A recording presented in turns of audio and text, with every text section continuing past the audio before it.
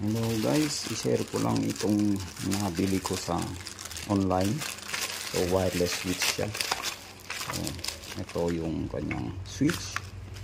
Yan. Meron ring battery sa loob. Pag gagamitin nyo, tanggalin nyo na lang ito. So, tapos naka-pair rin siya. Pero madali lang din naman i-pair pagka hindi pa siya naka-pair. So kailangan mo lang wiringan.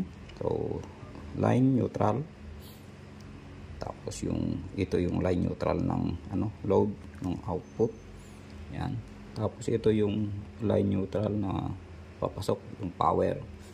Ilagay mo lang dito yung yung power line, line 1, line 2. Kung line to line, kung line to neutral, sundin mo yung line to neutral. Tapos yung papunta sa bulb. Ito naman dalawang to. Tapos pagka hindi naka-pair, pipindutin mo ito.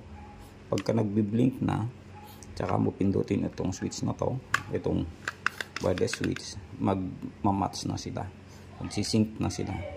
Pagka ready na siya, ready nang gamitin.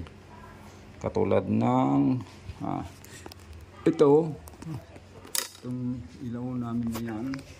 So ito, pagka pinindot ko ito, yan, so umilaw na. Pag pinindot, bali wireless na to, wireless yan, hindi na ginagamit ito lang.